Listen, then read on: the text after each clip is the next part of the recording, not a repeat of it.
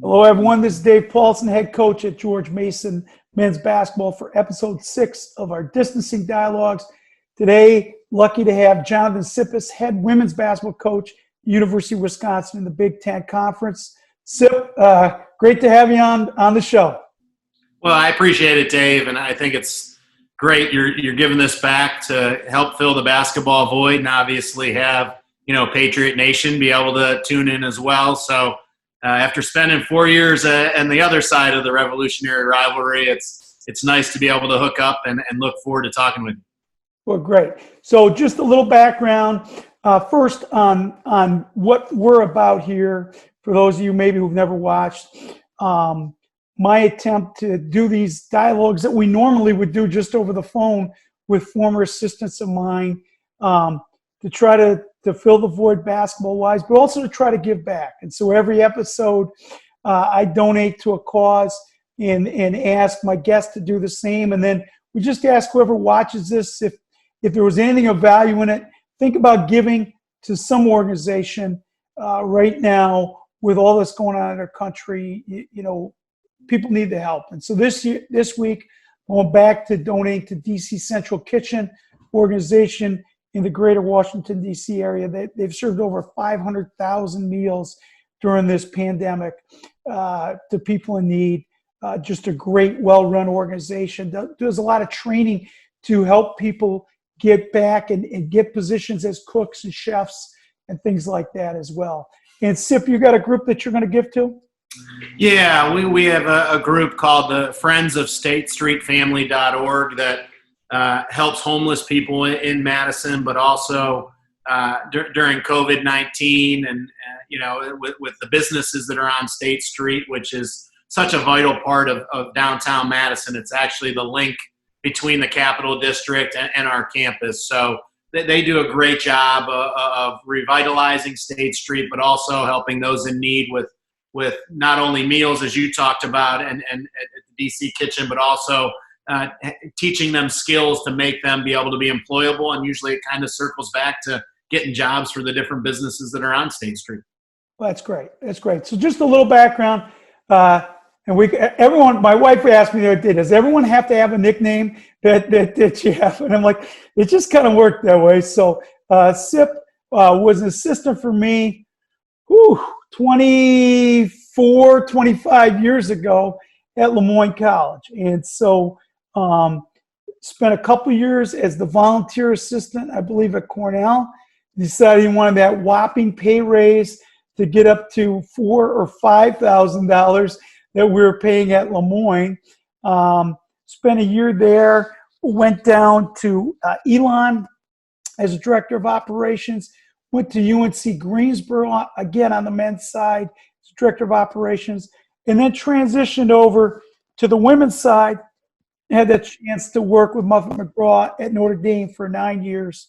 Very, very successful tenure there at Notre Dame. Then, as Jonathan said, came to GW as a head women's coach. Remarkably successful for 4 years at GW on the women's side, and had now completed his 4th year at Wisconsin in the Big Ten. So before we kind of get into the screen sharing and the X's and O's part, just a couple questions, Sip. Going from the men's side as an assistant, as an operations person, to the women's side, what was that adjustment like? I think there's, it just so happens that most of the guys I have on this show have stayed on the men's side. So what was that change like for you? Well, I think, DP, first of all, I came to Lemoyne because of the free dorm room, so I could live back my college experience there, and then become the freshman dorm manager. That's a situation I'll never forget. But it's really interesting. The best way I can categorize it, and obviously, one of my greatest memories of watching somebody is I became in the Notre Dame involved in that situation while you were making your run at Williams, and was actually with Sean McDonald, and we were in Salem when you guys won the national championship, and that's when it started coming to, it was percolating a little bit and came to fruition that I ended up, the best way I can put it was when I was at North Carolina, Greensboro. We had a young man who was going to start for us as a junior. He'd started one game in 2 years on two good teams, an NCAA tournament team and a NIT team.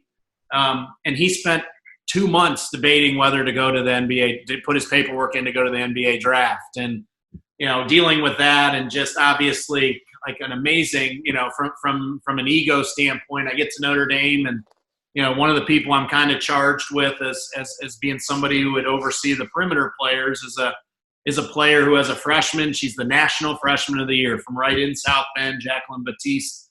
As a sophomore, she makes second team All Big East, but really struggles in the NCAA tournament, goes 6 for 45 from the field. It took me a year to convince her that she was a really good player. And honestly, she had a great game at UConn. That probably did more convincing than anything, but I think that difference, even a lot of the best players in women's college basketball, I was lucky because obviously Muffet was really, really good at it. Mike Bray on the men's side there, I think is a really good resource, and he's great at. He likes to say his number one job is to be a confidence giver, and I think that to me. I started to see that in my first year, and then we were fortunate enough to welcome a daughter into the world, and seeing that, I think it's become even more impactful to me because I every year my two kids have 15 older sisters that that are doing things that my kids are looking up to, and obviously being at a place like Notre Dame, they were when I got there, they were 2 years removed from winning the national championship, and Coach McGraw recently retired, did such an amazing job, and obviously to have that chance to build the program back up where, in those last 2 years, we're able to get to the national championship game in 2011 and 2012. But I've really enjoyed it. I've taken a lot of things I learned at Lemoyne. Basketball, I think in some ways is basketball from the X's and O's. I don't think that's a change. Where I do think is it definitely you have to constantly be a confidence builder, a confidence giver, and the game it's more. It has to be, as much as it's continuing to improve. I still think it's even more of a team-based game than even on the men's side. That's great. Talk about what made Coach McGraw great. Great coaching or great coaching anywhere. Obviously, she'll go down as one of the best people to coach college basketball, men or women, anywhere. What made her great? I think first and foremost, she understood who she was, and she was somebody that never, to me, you knew it was never in the gray area. You always knew where you stood as an assistant coach, as a player, and I think she learned how to adapt. And when before I was there, they won a national championship with the best post player in the country, and they ran the triangle offense, which obviously we've gotten to see how great that is with the Last Dance over the last couple of months, and playing a 2-3 zone. And when I was there, the personnel changed. We never had that just kind of low block, deep post player like Ruth Riley, and she went from learning from Tex Winter to going to see Bill Carmody at Northwestern and instituting the Princeton offense, and played a lot more man-to-man and had really good perimeter players. Not to say our posts weren't good. They were just different type of posts. And I think she just, for somebody that's done it well at a high level, she understood how she needed to change. We needed to change how we played. And then always, I think, as a confidence giver, you can see she's really, with Coach Summit's passing, has taken that torch as I think the number one women's coach in the country, and empowering women, to be the best selves and to not settle. And obviously, whether that's in professional basketball, whether that's in education, whether that's in the working world. It's funny, I think personality-wise, and I can remember having a conversation with you on what you look for in assistants. And I remember you talking about you wanted somebody at Lemoyne who was inspired to go be a Division I assistant, and maybe somebody that wanted to be a Division III head coach. And that was something I think she understood. She was never going to be the super kind of warm and fuzzy. She's an introvert by nature. So she needed, extroverts that talked with their hands and, had that to be able to kind of round out her staff. And, I think that's one thing. It's, she's not been somebody that said this is the way we have to play. She just was a continual learner is probably the best phrase. And I love that because we were always challenged and whether it was to go watch, another college practice, go see a WNBA or an NBA team. I can remember the first time we met is when you and Coach Sheehy came up to Cornell and watched a practice. And, we went out on fine dining and went to Friendly's for breakfast Absolutely. early morning practice. But I think just seeing her do that and then seeing, where her players have been successful after they've left Notre Dame is obviously the lasting impact that she's had. That's great. What a great tribute to her and loss for the women's game for sure with her retirement. So you, after 9 years at Notre Dame, you get the head job at GW. Talk about that transition from being the assistant with all the answers to the head coach with all the problems. What was that transition like for you, going from assistant to head coach? Yeah, I was really fortunate because, in my first 2 years at Notre Dame, I worked under two assistants, one that had played for Coach McGraw, Coquise Washington, who ended up being very successful at Penn State and is actually kind of full circle, is back as an assistant at Notre Dame on their new staff. And Carol Owens, who left after my first 2 years and went to Northern Illinois, her alma mater, and became a head coach. And so, my role was to do a lot of player development. But each year, when Carol went to Northern, Coquise moved up, I added more responsibilities and started getting more into the recruiting side. And then after 4 years, or my fourth year, Coquise went to Penn State, and so I became the top assistant. And I think Coach McGraw did a great job of preparing you to be a head coach. I think, DP, one of the things I think probably a lot of your assistants will say is the one thing you can't prepare for is just that type of, you do have all the answers when you're an assistant. You think you know everything, and great bosses like yourself put you in a position to make some of those decisions. I think making that transition as a head coach is just now every decision, whether you made it or not, is on your shoulders for your program. And I think that's the one area I never understood on a game day. Coach McGraw would never come in. And Notre Dame was a little bit different. We didn't have a set shoot-around time. We're at home. Kids would come in and get shots up or watch film and everything. And we did a walk through an hour and a half before the game. But she always said, Sip, I've got to be my best from 7 to 9 tonight. And I know that if I'm in there all day, it's going to drain me as an introvert. And so that definitely, I think as an assistant, you're like, oh, game day, you get stuff done in the morning, shoot with your kids, be able to get more things. I started seeing that was one of those things you had to be there. You had to be in that position. But, I was fortunate because Joe McEwen had such a good run at GW. You walk in the Smith Center, you can feel the tradition, the teams they've had on the men's side that have been good, obviously the women's side. And we were really lucky. I was able to bring 3 people from Notre Dame with me, one as an assistant and 2 in the administrative spots. And so to instill that culture, we had people that kind of knew where I was going with the next step.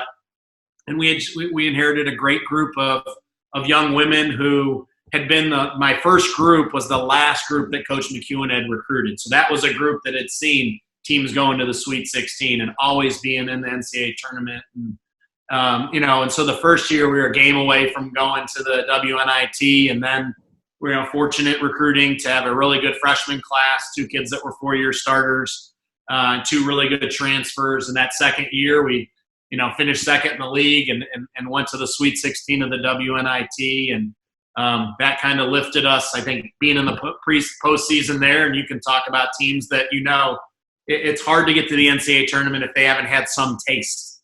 And then the last 2 years of winning both the regular season and the A-10 tournament championships, but it was outside the box. I'll admit, I grew up 25 miles south of Cleveland. I had never coached in a big city, lived in a big city.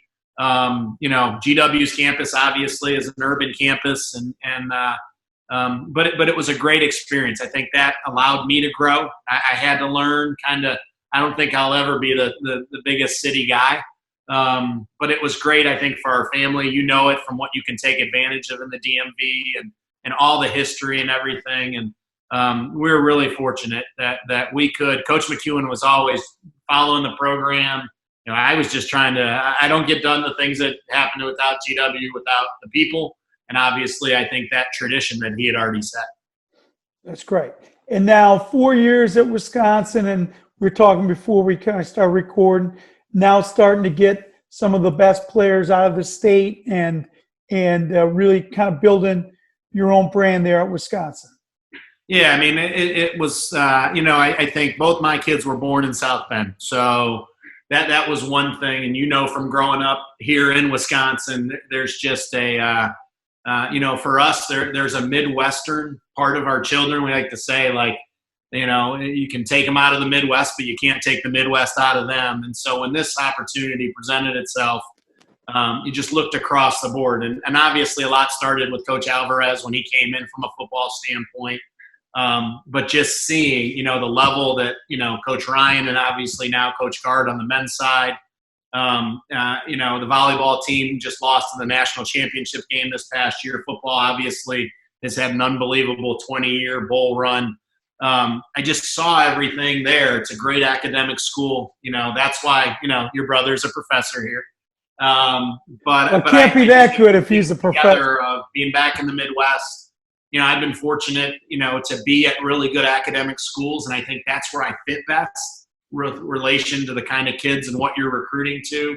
That to me, why hadn't women's basketball been on that same consistency that the other sports have? Hockey's won 5 national championships. Women's hockey's won 6. So there's a lot of people to learn from as well. And we're starting to, Coach Ryan, have done such a good job of kids from Minnesota and kids from Wisconsin and Midwest kids. And I felt like that was a good match because, our best Notre Dame teams, we may have had a player from Kentucky or Florida or, Canadian, but that group was still Midwest kids. And that's what we've started to build. And we have a class with, another good kid from Wisconsin to go with 2 that we had last year, a couple kids from Illinois. We're able to have a couple of good players from Minneapolis. So I do think it's fun now because we've got groups that have younger kids that even though they're not seniors yet have played a lot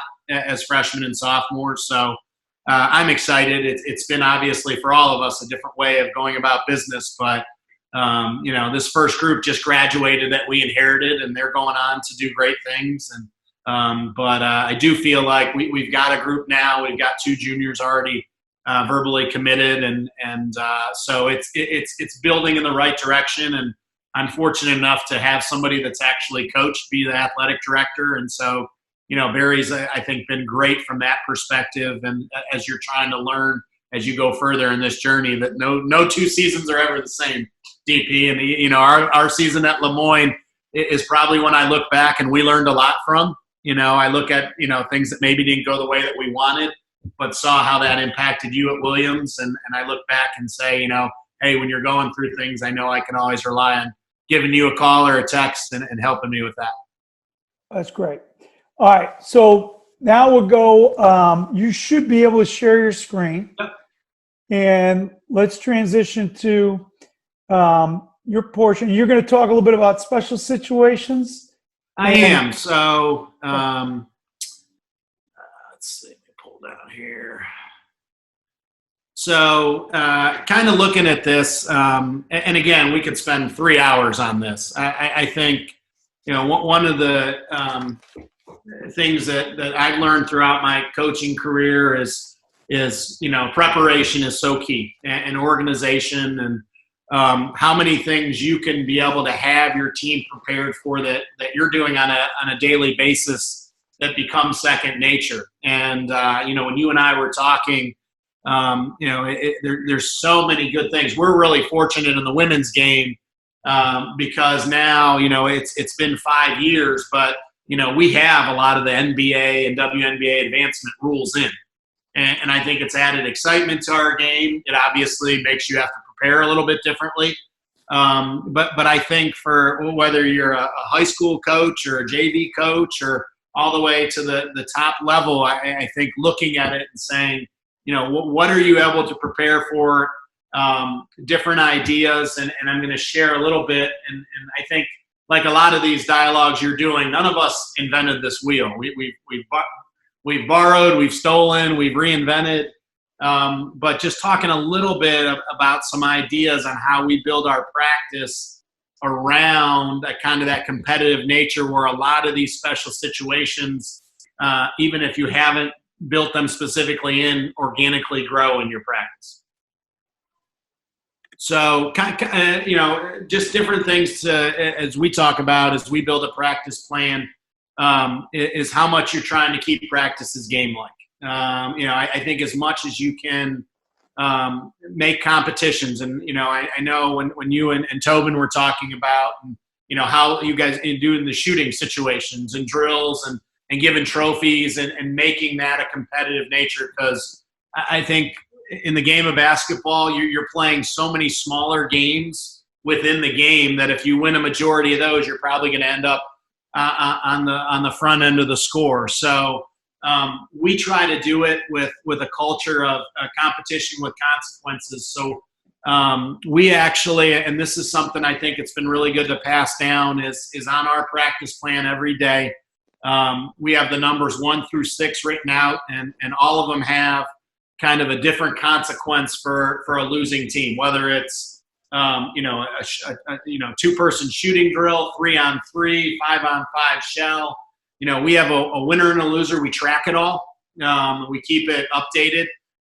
But next to those numbers, we have a different fundamental consequence, and not just putting them on the line and having them run. So we actually invested, it cost about $12, these big giant foam dice. And when a team loses, they roll the dice, and whatever comes up 1 through 6. And what we're able to do is, 6 might be 6-spot layups. And for a minute, that losing team's doing, passing, catching, working on layups, and going hard with that. 1, for some reason, has always been our team's, no matter GW or at Wisconsin, least favorite. And it's just 32 seconds of, a down, back, half court and back ball handling. The point guards always jump in that, because I think you can never have your point guards working enough on their handle. So trying to do that. And you get to the point, the foam dice is good because you don't want the losers ever to be happy with losing, so they can kind of take a little of their aggression out, and they roll that, and then they line it up. And then again, how do you put your players, in pressure situations in practice, so when those special situations happen in a game, that it becomes second nature. It becomes like a under out of bounds play that happened in the first quarter. I think special situations, the other advantage that I think on the women's game that I think has helped our game is going from the 2 halves to the 4 quarters. It puts us in 2 additional time and score situations every game that we didn't have beforehand. So I think those are good. Obviously, when you're working with the shot clock and you're doing, you're trying to educate your team on, a 2-for-1 situation, or we'll talk about a little bit later on one of the areas, talking about taking fouls. And so again, I think maintaining their composure. Hey, this is going to happen. It might happen 3 times in a game. It might not happen in a game, but understanding, maintaining their composure. I think execution when tired is really important. And, again, I think keeping a team, players engaged in your practice. You may have one team that's just getting their butts kicked and they've lost a couple things I think we do special situations at the end almost every day, and you have a chance too that a team might walk out of there getting a stop or scoring in that situation that continues. Again, like I talked about early, of kind of building confidence. So I don't think we can ever do enough as coaches of having our kids help them think the game. And a couple of the situations, I loaded them up because I'd love to hear kind of your thoughts on things. And I think everybody will, everybody's obviously, when they watch on TV, it's a lot easier to be a coach when you're watching it than when you're on the sideline. And why doesn't that team foul when they're up 3 and there's 7 seconds left? And just the best teams that do it in the world, the NBA and the WNBA, they practice that. They understand. Those guys are engineered to do that. If you don't practice that, you're probably not going to be very good at it. And you're probably going to foul somebody, while they're shooting a 3, or heaven forbid, we won a game at GW when somebody fouled us shooting a 3, trying to be intentional, and ended up the kid made it. And we won by 1 because she made the free throw. So I think familiarity of what to run, when to run it, and probably even adding on to that of who to run it for, so that your team knows that type of confidence in that setting. And those are some of the things to kind of go over as we get to the next slide. And then just the confidence, having that confidence of, hey, you're up 1, you've got to get a stop. In our game, a team's going to advance it to the 28-foot line, of understanding what we're trying to do based on our late game defensive philosophy, maybe the scouting report, what they've run. That's where it's amazing, because that's the inside huddle things, I think, in the pro level are really fun for me to watch, because there's like 9 assistants and they all know what everybody's run. I spent 9 years at Notre Dame. I can tell you, in end-of-game situations, Muffet always ran something that we had practiced. She never drew something up on the fly. Some people are obviously great at it and want that, a sense of, the unexpected. They want to catch people off guard. She was really big on, we've run this, we know we know it works, the kids are confident in it, and the same thing on the defensive side. So, so this is obviously, I had like 9 slides of this, and I tried to just say, hey, let's talk about kind of 3 areas. And again, on this give back, one of the things, you and I joked, because I think early in your career, you know where I'm coming at now. Obviously, a yellow pad and a pen, and we did good to recycle a lot of those papers under the bench after games. But one thing I learned at Notre Dame, that an assistant who was at Penn State came, and she had Renee Portland was a highly successful coach for a long time. She had talked about every out-of-bounds play, every side out-of-bounds play that you have. Do you have them diagrammed on both sides of the floor? And so she had that in a stack, and as much as you might work on them in practice and everything, what if all of a sudden, you have an assistant who's asking where the ball's going out, so and everything. But I thought that was a really good teaching tool for our kids. Like, if we go over one, you have somebody who's right-handed, you're probably going to go to the right side under the basket first. And so I thought that was just kind of a simple thing that especially if you're a JV or a high school coach, and you're not going to have 20 out of bounds plays probably, but can you run them effectively on both sides?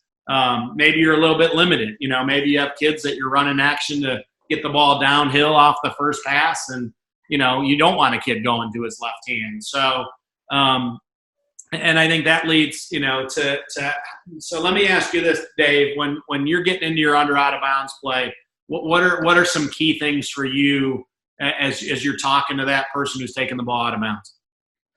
Well, it's amazing. So this is good, because we don't run a lot baseline out of bounds. We try to get it in and try to get a mismatch. And so this is good for me, because I've been doing a lot of the same stuff. I try to spend more time practicing the things that we do all the time. So we just have a couple of simple reads all out of the same alignment. We try to have the same alignment. Yep. And different reads and different people we want to attack based on who's hot, where the mismatch is, or if we think they're going to switch or not switch. Sure. So one of the things I felt like, and obviously you're trying to get your team, all on the same page, right spots, and then obviously I would say 98% of people slap the ball to initiate an action. I got something, and this was, I don't even know when, it was at some point at Notre Dame. If you ever watch our teams at GW or Wisconsin play, whoever's inbounding it doesn't ever step out of bounds until they know everybody's in the right spot. And instead of going on the slap, our kids are programmed, and like you have to teach the inbounders. Like initially, like every kid in high school has just walked right out of bounds, grabbed the ball, slapped it without looking to see the kids are all in the right spots. So we do it a little differently. And again, if somebody's not watching this in scouting and I'm giving it away, so what? But as soon as our kid steps out of bounds and the ball is near the ref handing them the ball, our kids go. They don't wait for a slap, because I think it also indicates to the defense when everything's going to start. And that's just it's a small thing. It takes a little bit more time to get used to. But maybe it's, that split second of putting somebody in a position where, like you talked about, you're looking for a mismatch. Maybe they're in a situation where they weren't supposed to be switching, because it was a little on big screen. Then all of a sudden they do switch and you get a mismatch without them really kind of working on that. I think being specific of what do you have that you run to get a 2, to get a 3. I put that under 5 seconds, just knowing, that again, those situations can you work on. But I think trying to do that, and again, in the same situation, some of the best under out of bounds plays aren't all that complex. It's there's always some type of screen the screener action to put people in situations where they have to figure it out defensively. What side of the floor, I asked that because, again, like you said, if you're getting a mismatch or, the team's at 16 fouls and you're trying to get to the line, you're at 14 fouls, but the other team's on an 8-0 run, and, you can get that foul to help stymie that run a little bit. So I think what you asked, like we always talk about in those special situations, where's that person guarding? Are they up on the ball? Are they, if they're up on the ball, can you get some action then where maybe the lane opens up a little bit? More teams obviously play somebody in the lane to try to prevent getting something in the paint, any touch in the paint. Are you doing something where you can take advantage of that? Screen in for that inbounder, put that inbounder in a position where their man can't help. Like you talked about, teams might not be switching under out of bounds, and then, late game situations, they do. And understanding that. And like you said, the mismatch right away. Are you trying to go after somebody specific that you've seen on film, either is just a bad defender or maybe just isn't a bad defender but is bad in under out of bounds situations? So I think those are all just questions to be able to talk about with your staff that help teach the game a little bit more. And kind of when we get through this play, we have something that we bring to practice every day that helps us put those situations in play. So I think side out of bounds have become much more crucial in the women's game just because of the advancement rule. And so how you're guarding them, what side you're taking it on. It's funny, the first 2 years, you could only take it on the bench side. And now, obviously at Mason, if you guys are if I'm facing the scoreboard, I'm trying to do my research. I know at Mason, you guys, you're the bench to the left of the scorer's table if I'm facing it, and the visitors are to the right. And I know we wanted it changed to be able to go both the bench side or opposite, because at GW we were opposite. So we were on the if you looked at the scorer's table, we were on the right side. Yep. Well, if I always have it on the bench action, and I really wanted to run stuff that was right in front of us and getting downhill, it was going to have to be with the kid's left hand. And, we talked about, like, if we could have both sides, which obviously is what the NBA and the WNBA does, that maybe if you're trying to get something to a kid who's right-handed in a downhill drive, you could run it from the other side of the floor where they caught the ball with a shorter space and be able to attack downhill. So I was really fortunate, after I was at Lemoyne and at Elon for a couple of years to work for Fran McCaffrey at UNCG, who's at Iowa now. And he was adamant then, when you call a timeout, you brought it right to the 28-foot, the old school, coach's box line. So the kids were familiar with the inbounder, knew that's where they were going to have the ball at and what to run from those spots, and spent a lot of time on that. And so I think, like anything, is you're trying to develop your own philosophy. You're trying to figure out how you can make your kids feel like they're going to be successful. And I think anytime we call a timeout, unless it's against the press, we're trying to get it to that spot. So when we get to the advancement situations, but I still have nightmares. We lost a game at Notre Dame. My daughter was about 7 weeks old. We were up 6 with 30 seconds left, and Michigan State, had a side out of bounds, and the debate of whether you put somebody on the ball or you have them back off, and the old adage, the inbounder can be the most dangerous person on the floor. And we lost and they threw it in, and somebody ran up and screened the inbounder's man, and they flared, and the kid banged a 3, and we missed a front end, and they hit a 3 at the buzzer to send it to overtime, and we lost. So I think I'm very cognizant on, like, a lot of our experiences, DP, of when you've lost or something hasn't gone the way, of trying to prevent that from ever happening again. So just a little bit, I'd be curious to hear from you, kind of side out of bounds, some of kind of your basic philosophies. Those are great. So it's funny because your game is so different. So we don't have the advancement rule, and I never thought about the fact, I didn't even know what your rules were, that for 2 years it always had to be in front of the sideline. So yeah, you know what, we try to be as simplistic as we can be, where we try to stack 3 guys in front of the ball, and put the 5-man usually on the ball side block. And this is if you're in your offensive. Mm-hmm. Sure. And just to be able to get it in and get into to whatever we're running offensively. And then, one of the things, Jimmy Patsos, when he was at Loyola, when I was in the Patriot League, they would always trap the side out of bounds. They do their little diamond press. So we would have sometimes the 5-man in the backcourt, and you'd always have an outlet to it. But so mine has always been more risk averse. Let's get it in safely. Sure. Because we don't have the advancement. And then we have some special situations when it's late game where we need to get a bucket from the side out. But there's good food for thought here. Well, and we, a year ago, we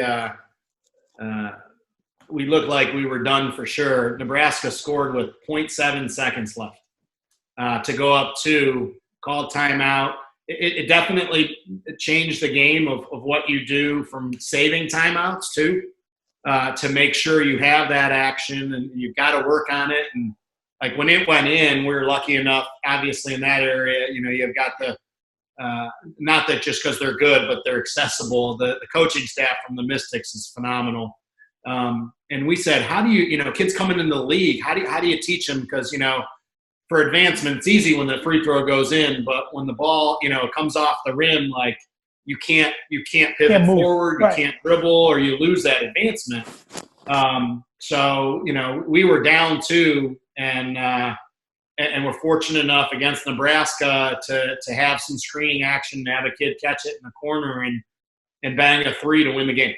And like, it just, to me, it's great for our game, not just because we won the game, but just, it's, you got to, in the Kohl Center, we got 7,000 people going nuts and everything. And, but we make sure and have something we had in, where it put them in a situation and they put somebody with a lot of length on the ball, which put somebody smaller, ended up matching up with our kid coming off the screening actions in the corner. And you know what? I'm just amazed she got the shot off. And, but it definitely, like you said, I think some of those good questions are, if you're not trying to score off of it, what's that safety? Like you talked about against, Coach Patso's team and trapping, and he wasn't when he guarded Steph Curry with 2 players the entire game. Yeah, well, that's a whole nother issue. Yeah, but having that, because again, there are certain times, if you've got a couple turnovers in a row, you've got to, hey, just getting it in and getting in your offense, is the best case scenario. So, the next one, and how are we doing on time, Dave? I want to make sure. We're good. We're going to go about 25 more minutes. Okay. So let me go back here. So I think one of the debates that every coaches have is what's your philosophy up 3 points, and obviously in the highest levels in the world, the WNBA and the NBA, they don't let teams get shots off if they can, especially if they're coming the length. Obviously they advance, and asking, do you foul? And I think always that next question is then, do you work on it? Do you talk about to your kids, who's going to do it, where they're going to do it on the floor, when they're going to do it?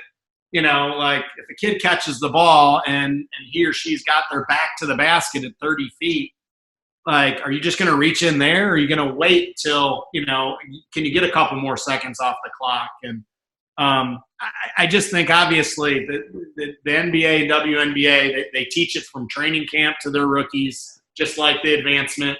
Like the Mystics said on that advancement, they have to work on shooting a missed free throw and having kids get it and just chin it and not move it. And, and obviously in the men's game has different timeouts, as far as like in our game, I can always call it.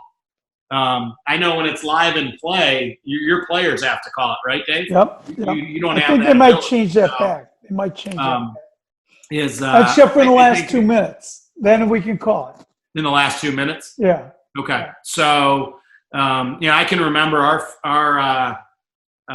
right when I was getting the Wisconsin job in the Sweet 16, Coach Guard's first year, they beat, Xavier on that crazy Bronson Koenig shot from the corner. And then they're playing Notre Dame. Ironically enough, they're playing Notre Dame in the Sweet 16. And, they've got the lead. The ball gets inbounded. Notre Dame's got heavy pressure on the ball. And Greg wanted to call a timeout just to calm them down. And one of the players got stripped, and it went from, up one to down one. And all of a sudden they're a little bit rattled. They end up losing that game. And, just looking and saying that's a situation that then they couldn't call it. And so that's obviously changed in the last couple of years. But again, I think every person who watches games at home starts screaming, at Notre Dame, Muffet was never a want to foul. She was like, our defense needs to be good enough to try to get a stop. And if worst case scenario, they make a guarded three. And I almost felt like my philosophy changed because, we were in the second to last regular season game at Richmond when I was at GW, and we're up 3. And like, should we foul here? And they kept running the same action, and it put our 6'6" kid on their point guard. And I felt like she could have good length. And the kid made a 30-footer with her shoulders facing the scoreboard or scorer's table to send it into overtime over the 6'6" kid. And I'm like the kid makes that 1 out of 50 times. But, we talked about it, and I probably think that next week in practice we won in overtime, luckily enough. And it clinched us a share for the regular season. But we worked on it. You go back and saying, do you have that option, how to do it? So, and then something with us being on quarters, that presents itself in a time and score is having fouls to give. So we're on the NBA, WNBA, where it's 5 fouls per quarter. On the 5th, you go to 2 shots. Again, the quarter situation, the advancements, I think has really helped our game. This is probably the one area at the end of games that the strategy of 1-and-1 is out the window. And I think that's changed. I think, when you're at Williams, you're a great free throw shooter, so it affected you. Like, does it affect a free throw shooter who's, shooting 60% or 55%? I think they have more confidence when they know they've got 2 shots.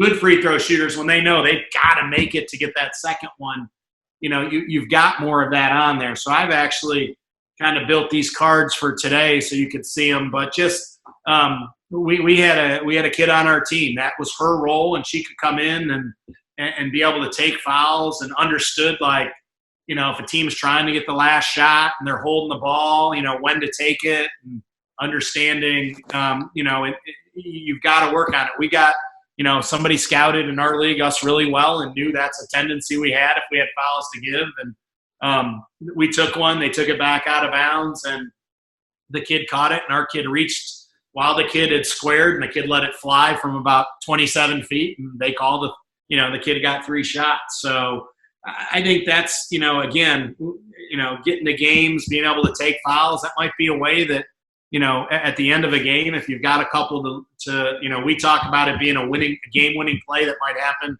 at the end of the first quarter to steal a possession.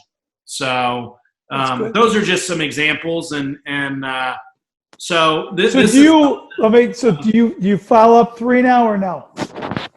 We work on it. But you don't do the same thing all the time. No. So we definitely, based on what we've seen, with the advancement of understanding, we have certain hot zone areas that we'll foul in.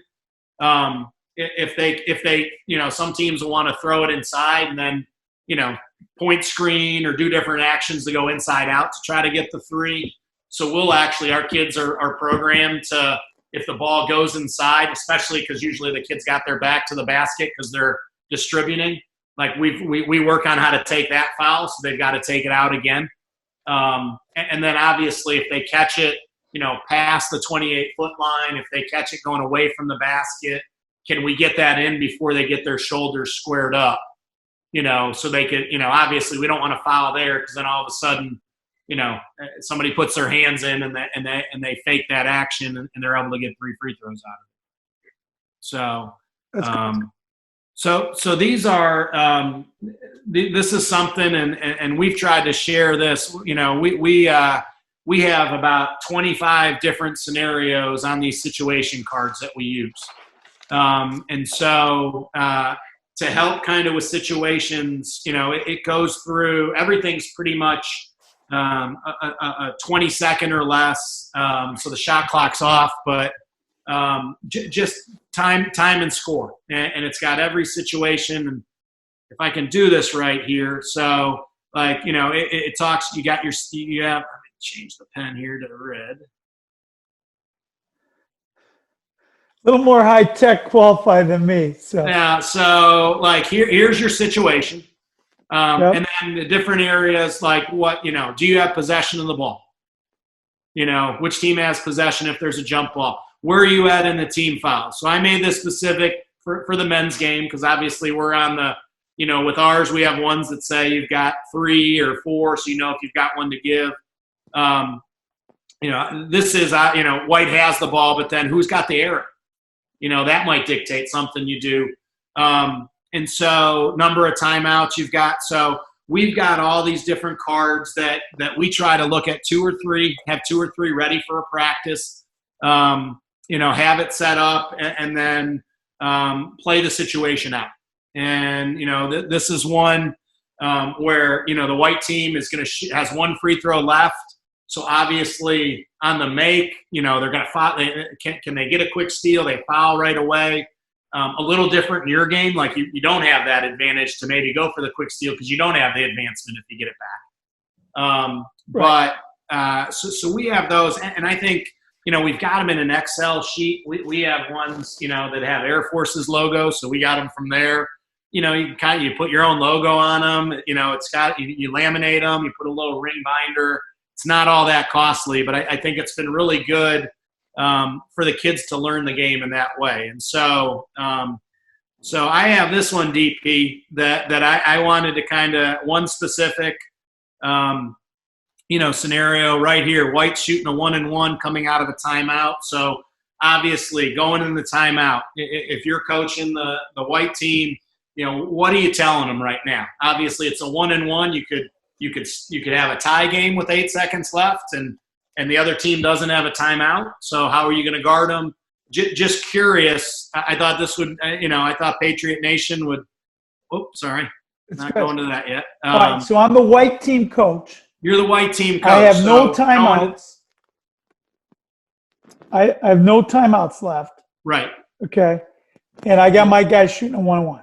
Got your guy shooting a 1-and-1. You don't have the arrow. But you also know going in, the red team doesn't have a timeout. Right. Okay. So I thought this is a good one you could talk about. Hey, this is, if all those scenarios you'd go through in a timeout. Yeah. With your team. This is good. So obviously the first thing is, hey, Johnny's going to make both free throws. All right. Yep. When Johnny makes both free throws, what are we in defensively? And, we don't have a foul to give. Whatever we're picking up, whatever defense we've been playing, hopefully a little token pressure, and hopefully my guy who had the scout, like, Coach, this is their go-to play on the way back. And then we would say if for some reason Johnny misses, since it's a 1-and-1 and not a 2-shot foul, so there's no way that we make the first and miss the second and they take it. There's no way that they're taking it out of bounds unless we're tied. So if Johnny misses one of them, we're going to foul on the rebound. Like number one, we're going to get the rebound. Like, do your job, get the offensive rebound. But if for some reason they get the rebound, we're fouling on the rebound.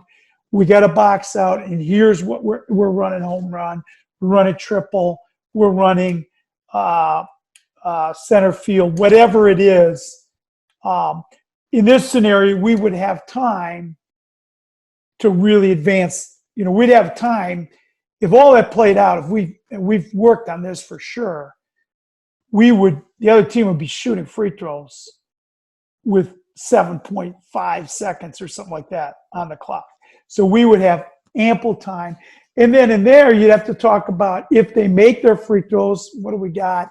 And if they miss them, we're advancing off the miss. So there's a lot to cover in a timeout. And this would be, to be honest with you, if I ran out of time, where I'd probably ask the assistant coach to make sure that to the ref to check how much time, if they got the clock right and how much time's left. We think there should be 8.9 seconds just to frickin' stall so that we can get more time in our huddle.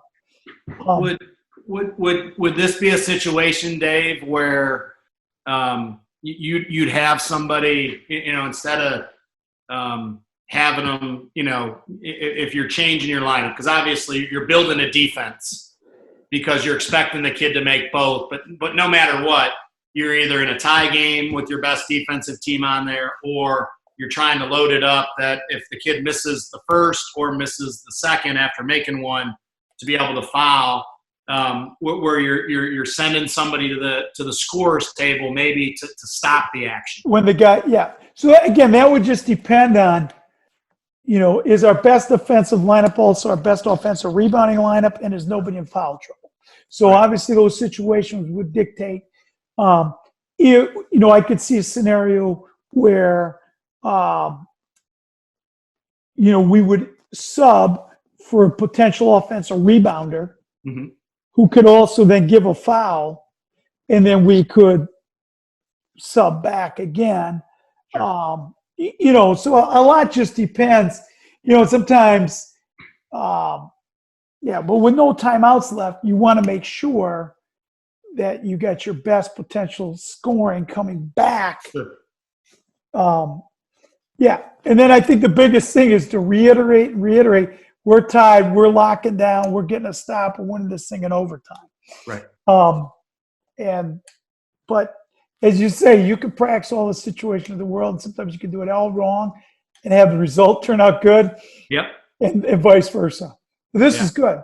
I like this. So it's I think good, and these are the type of discussions I think that you grow as a coach to look at it and say, and I look the sub as in, to me, like if they're they've been blowing the ball up the floor. Like, I just can't rely on, like, telling my kid, like, hey, square them up, make them go east-west. Like, we're gonna stop. Like, we're gonna get that kid in. And again, maybe you are taking a little bit away from what you're gonna do on the offensive end coming back. But somebody has a great guard. You don't want them doing Tyus Edney on you, and weaving all the way up. And then if you set it too, are you in a situation where whoever's guarding the inbounders, man, you start doing a little bit of, you talked about token pressure. Do you do a little bit where you plug the gap and you make that guard have to handle it against two with the inbounders defender, and again, because a lot of times if teams are running quick action, that person's maybe not as involved. Villanova's a great example of winning a national championship, and that inbounder was the most dangerous person on the floor. Because when they got in the lane and turned and kicked back, that was the inbounder coming to knock that down, and his kid was too late because he plugged too late. Right. he helped inside the 3-point line. So, and I would agree with Muffin on that in terms of like what we're doing. So this past year we did more 3/4 court and full court pressure than we have previously at Mason. So then I would be potentially feel good about going 3/4 court pressure because it's something we practice.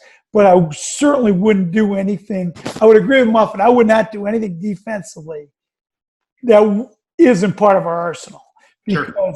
I think when you're in a pressure situation, kids have to feel a comfort level. Obviously, this is the whole premise of all the practice that you do with your team. So doing something on the fly that isn't part of your arsenal, I think, invites disaster. Yeah. Now, certainly it could be something that you've practiced a lot that you don't do the other 39 minutes. But, right. Hey, this is our end of game stuff. Because I was just thinking about, for me, we don't go to the nuance in terms of fouling that we're like, if it's under 7 seconds, the first dribble or the first catch after half court, we're fouling. And gotcha. We're reaching in, and we do not give that person, under penalty of the most extreme punishment, the chance to turn and get into a shooting motion. And we do practice that a lot. And there's no gray area. Like, for me, we're going to foul, we're not going to foul. And I debated, I went back and forth, and then I just looked at the numbers. I'm like, if it's under 7 seconds, we got to foul. Now, you can still lose a game that way. Sure. Because the guy can make 2 free throws, foul you on the inbound. Your guy goes down, misses the front end of the 1-on-1. Now they're down 1. They race it up. I mean, you can lose anyway. You can win anyway.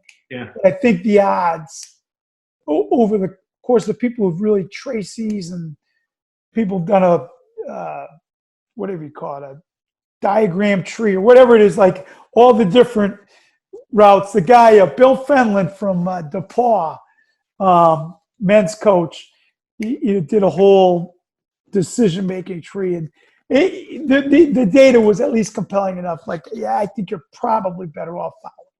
Yeah. But interesting.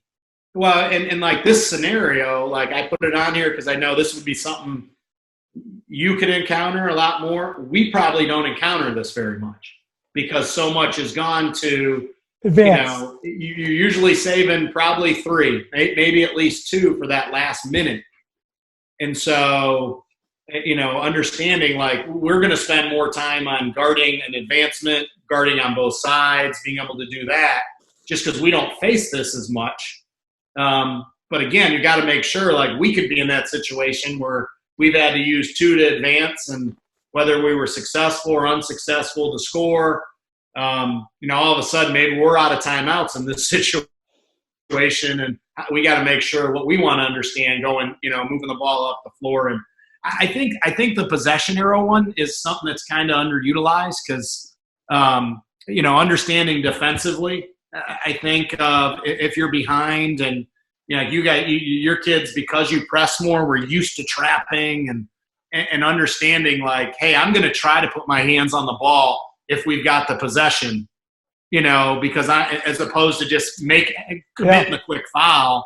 We were fortunate enough, 2 years ago in a game in overtime where we were down one, missed the shot, they advanced it, they inbounded it, and we said, there was maybe 12 seconds left, and we said we are going to trap like crazy for the first 5 seconds because we still had a timeout and try to get a jump. Just put your hands in anywhere you can, and we were fortunate enough we got it. Then we get the ball, we can advance it off of that, and a kid made a play for us. But it is something as you talk to different coaches on. Understanding in that, in those last couple minutes of your philosophy can change whether you have the arrow or not. Yeah, that's great. And so you have how many of these cards? So we've got, I want to say there's 20 to 25 different scenarios. And you'll try to do one. We've done two, and maybe it's a little bit of a play. We've actually taken the scenarios for team camp. And at the end of every game at team camp, we have a Ziploc bag that's got just maybe 5 or 6 of the scenarios in a bag, and the winning team coach pulls it out, and it'll just, instead of red and white, it'll just say, winning team is team A, losing team is team B, and they'll play something at the end of team camp games. And the same reason we feel like it helped our practices, is all of a sudden you're at team camp and the kids, you got them there. All of a sudden now they're working on those same things. And maybe it's something that, a team loses, a game and gets drilled or loses by one. They're right back out there. They're in a scenario and something, maybe you got those high school coaches. It leads to really good dialogue like we're having right now.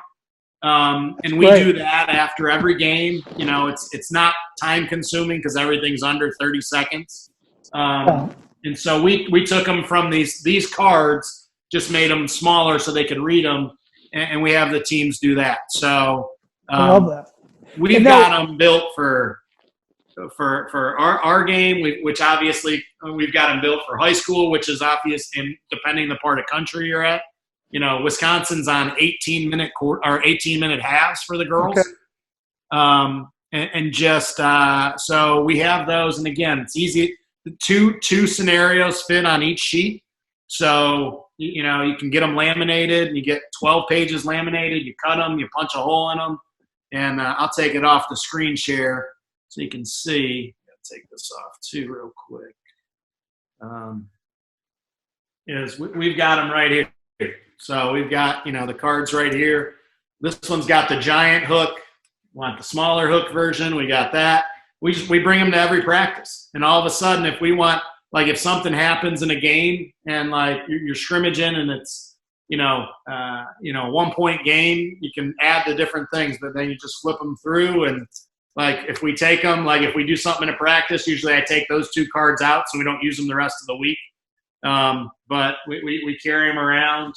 And like I said, we got them from Air Force, and so we just take the logo off, put the Patriot on or put, you got your George Mason men's basketball logo and ends up being good stuff. I love it. So we're going to ask a few more follow-up questions on that, and we're not going to get to zone offense. Okay. Then we might have to have you come back. All right. Because to me, again, and truthfully, I find this to be a great value. And if hopefully one other person watches and think it's good, and if the other people don't, who cares? But to me, this is an area and an aspect that people don't talk about enough. And this has really stimulated my thinking, which is the whole purpose. This is what we would be doing normally, just via the phone, and me being aware of what Zoom is now. And this is something good has come out of the horrible pandemic. So, two questions. Do you do these? You do 2 of these a day? Do you do them always at the end of practice, or you do them right at the end of like a competitive part of practice, like you were talking about? Yeah, so sometimes it builds itself in. So, we do a drill, and I'm not sure this. We may have gotten this from when we were together at Lemoyne from you, but we call it Carolina break, where it's 2-on-1, 3-on-2, progressive break. Carolina numbers, yep. So we get to the end, and what we've done is when it gets to 5-on-5, we'll let each group go twice, and when it gets to 5-on, and we get it down, and we put a minute up. So you're keeping score, red versus white for us. Each group's gotten one person to shoot a free throw to initiate, and then you do the progression. When it stops, we see what the score is. If each group goes 5-on-5 twice to one possession, and we let the team that's winning.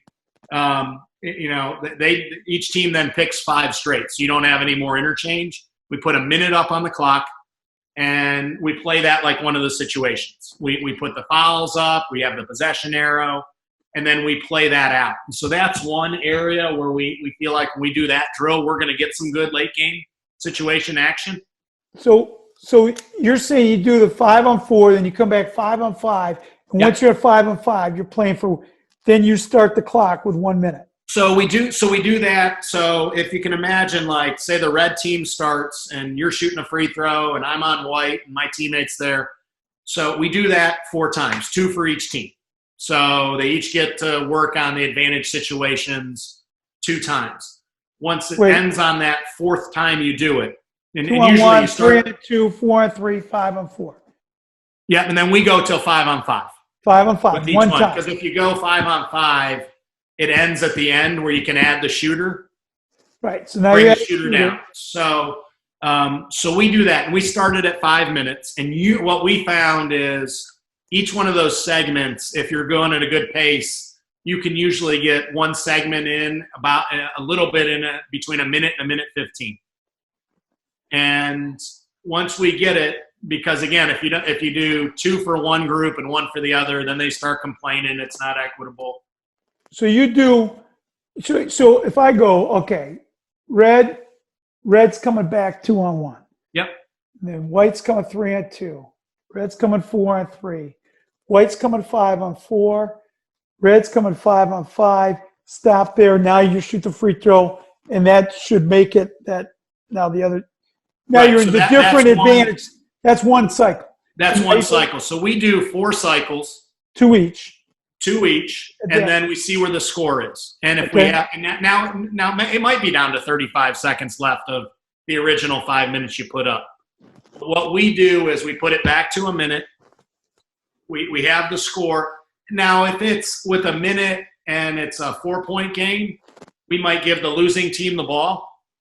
Down 4 with a minute, and they've got to play it like the last minute of the game.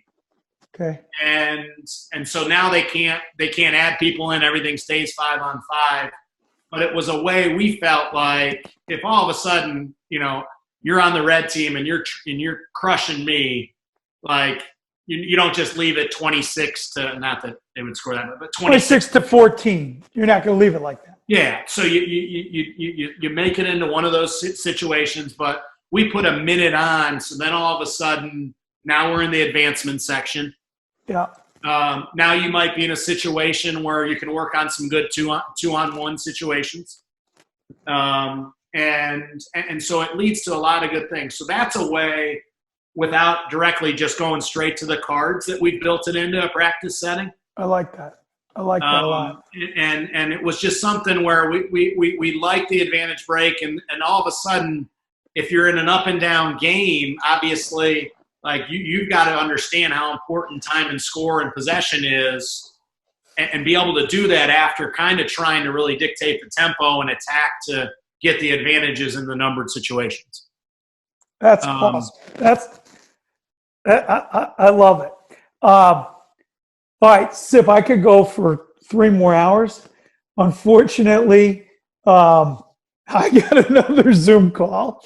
Okay. This has been over an hour. So first of all, your email. Can people email you for some of this Sure. stuff? It's just my initials. J as in Jonathan, P as in Peter, and then T as in Tsipis. All right. It's in Tomahawk or Tsipis. Yep. So JPT at athletics, which is plural, .wisc, WISC.edu. Perfect. This has been great. And we'll I'm gonna follow up with you offline here in 1 second. We're gonna stop the recording, and I think anyone watching this will know why Wisconsin is going to be at the top of the Big Ten in just a matter of time. So this has been great. Thanks, Seth. Thanks for having me, Dave.